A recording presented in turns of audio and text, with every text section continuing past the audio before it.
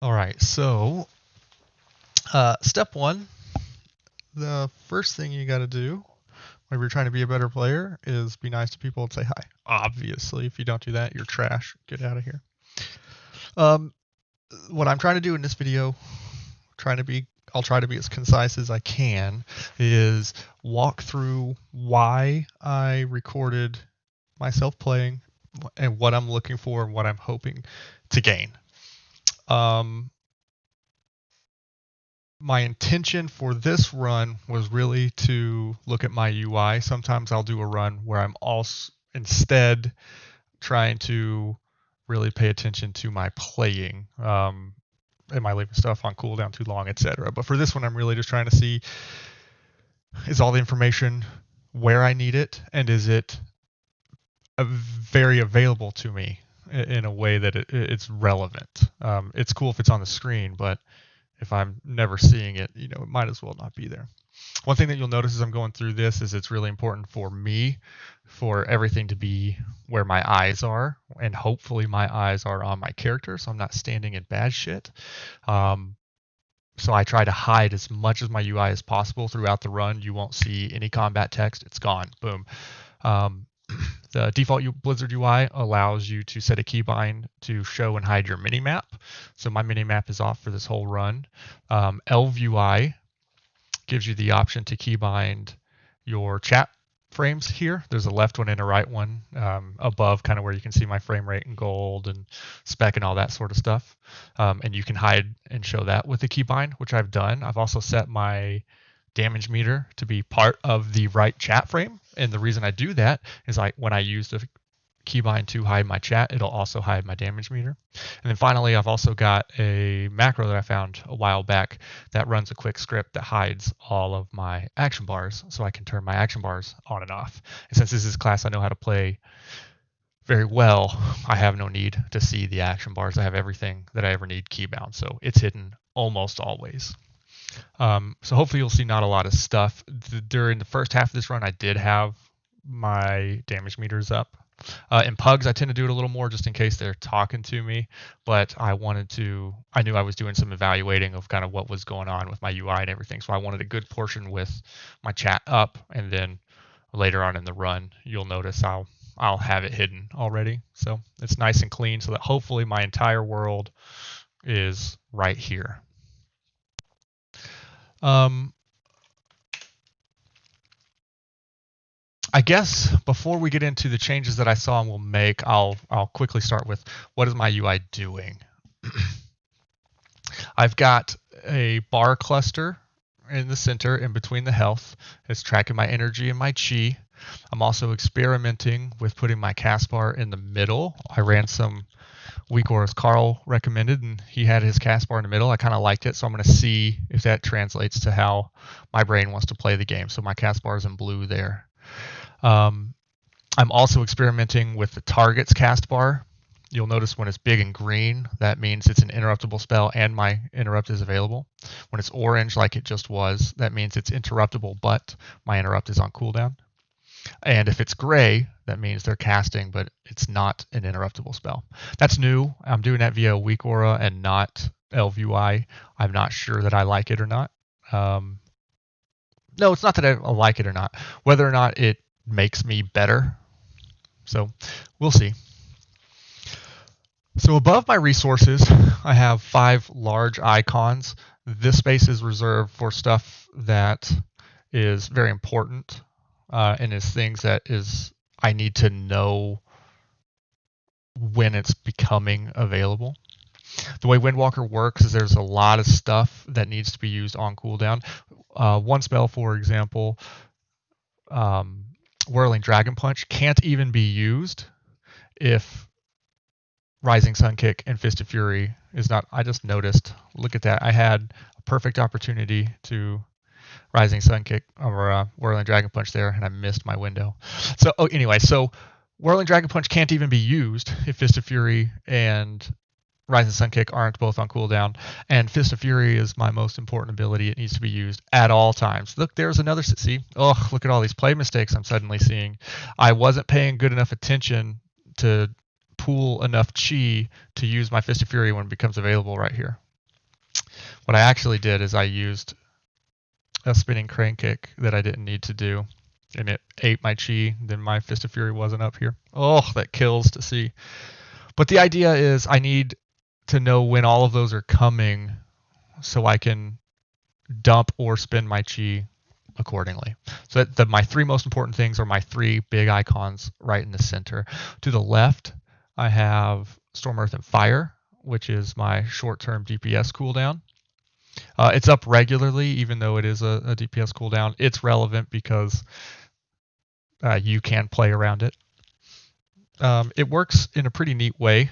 Right now it's pink. The icon is normally pink. So right now it's full color.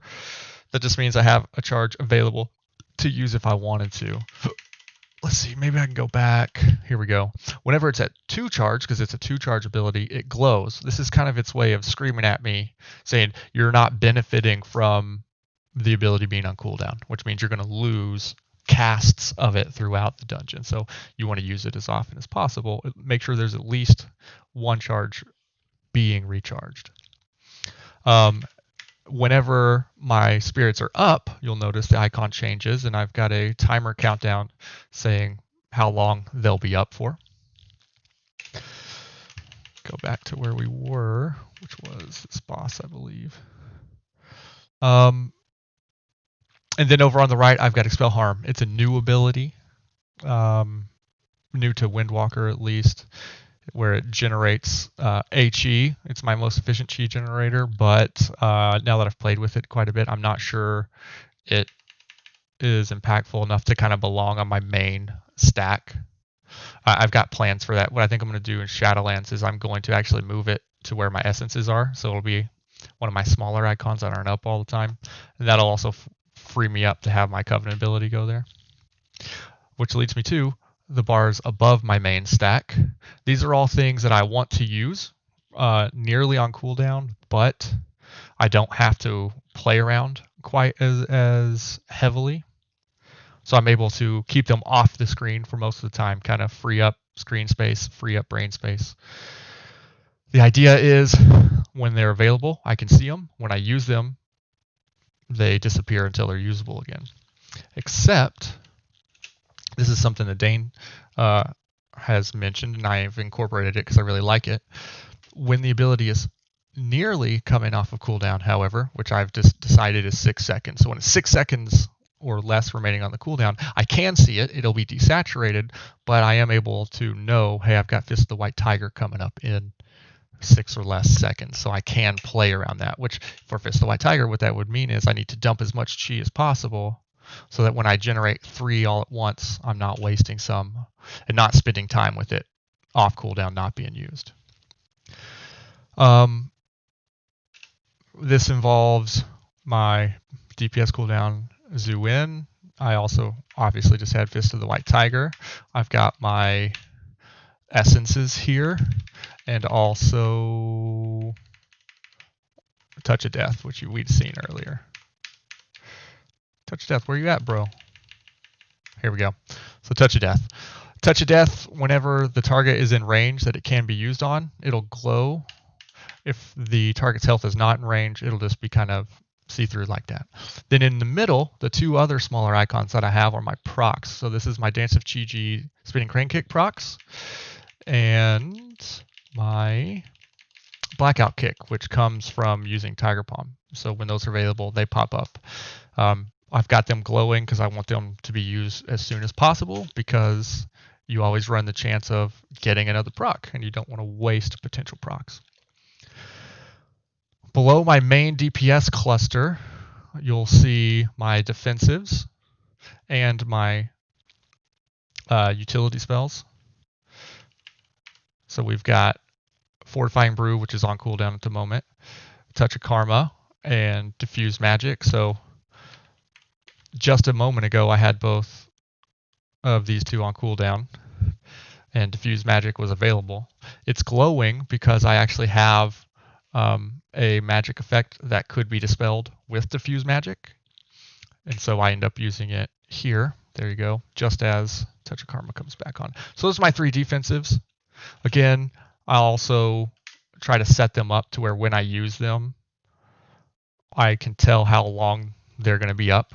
So basically, if I'm trying to chain them, I can do Fortifying Brew, and then when it's half a second from expiring, I can do Touch of Karma. When it's half a second expiring, etc. Just it's good to know how long the defensives are going to be available. Then I've got my utility spells. They kind of pop up when they're available to be used. When they're not available, I hide those abilities because I want to free up screen space, free up brain space. And then below that, I've got this weak aura that someone a lot smarter than me made, where it shows what the last ability that I've pressed is. It's relevant to Windwalker because the mastery requires that you never repeat an ability, so I can't spam anything and you lose a lot of damage by spamming. So sometimes you can get in the mix, you can get in the habit of watching the targets and your interrupt rotation, etc., and forget kind of what the last thing that went off was. And so I have that there for me. And then finally, the last two things I have is my interrupt is in a big green countdown timer when it's on cooldown to the right, and my leg sweep is on a big yellow countdown on the left, just so I can tell they're on cooldown, they're going to become available soon. So that's how my, and all of my movement skills are over here on the left. So I have roll, flying serpent kick, and then my tiger's lust if I've used it. So that's how my UI is meant to work. What did I notice upon rewatching this that I could improve? Let's go back to my movement skills. To the left, I have a little bar on all of my characters just showing the GCD, right? What's the time remaining on the GCD? Just a GCD timer, nothing groundbreaking. My movement skills, however, overlap that GCD bar a little bit. Let's see if I can catch that again. So it overlaps it. I could move all my movement skills up about 10 pixels and it would clear that GCD timer. So that's one thing I want to do. Second, oh goodness, this might be hard to find an example of. Here we go. Zu-In and Fist of the White Tiger are both up, and the keen-eyed among you may notice there's actually a couple pixels in between of space that shouldn't be there. So the tolerance was wrong when I was setting these up. I need to move Fist of the White Tiger over 2 pixels to clear that space and kind of make it uniform all the way across. Third thing I noticed kind of has to do with my top row. You'll notice not only do I not have a timer for any of my other spells when they're coming off cooldown that my essence has right here, but the essence also is showing the cooldown timer well before the 6 seconds that I have decided matters for my top row abilities. So what I need to do is either hide the text until it's 6 seconds away so that it kind of falls in line with everything else, or hide the cooldown text entirely. I'm not sure that it actually is providing me with any information that's useful, knowing that it's 8 seconds away, like whoop-de-doo. Really what matters is at 6, I can see the icon and I know what's coming up. So those are kind of like 3 of the easy things. Then Dane was correct in figuring out that my interrupt text and my target debuffs actually overlaps. Let's find an example. I didn't do a good job of interrupting a lot in this dungeon, so it wasn't up as much as it should be. So my target debuffs overlap with my interrupt. I can solve this either by moving these debuffs either to the right or below, or I can make it to where they can only go 5 wide, so they just grow up from this point and never get to where they're under my interrupt. I've also considering getting rid of the debuffs entirely because I almost never use them. Almost no value that I get from this. The only thing is whenever I'm in an encounter that's new or it's suddenly difficult in a way that it wasn't before, you do sometimes need to kind of mouse over what the target has on them to figure out, oh, it's a debuff and now they're crushing us. And so I really only have the debuffs up for that particular purpose, which also means whitelisting it so that I can only see my debuffs doesn't really help because I don't care actually about my debuffs. Maybe I could blacklist my debuffs. That'd help a little bit. But probably what I'd like to do is say that they can only go 4 or 5 wide and then grow up from there. But I might put them under as well. I'm unsure. So that's actually 1, 2, 3. That's 4 changes right there. Boom, to fix my UI, make it better. Here, well, where are we at in the run? Here's another one that you wouldn't have been able to tell unless you're me. So in my bottom bar where my defensives and utility spells are, I have Arcane Torrent. Well, I also have a weak aura that says to use my Arcane Torrent when my target has a dispellable effect. So something that Arcane Torrent will remove. To me, this is much more useful than just knowing it's off cooldown. What I'm going to do is I'm going to remove Arcane Torrent entirely from this bottom portion, which will conveniently free up a spot for my other Covenant ability, say a movement ability or the Necrolord Shield or what have you. And it actually will slot in really well there. So both my Covenant abilities will be able to fit on the main bar and in my utility section. So that's going to work out pretty good. It also helps that not all my monks are Blood Elf, so I won't be utilizing valuable space right there for an ability that only one of them has. I want to say there was one other thing that I saw, but off the top of my head, I'm not remembering exactly what it was.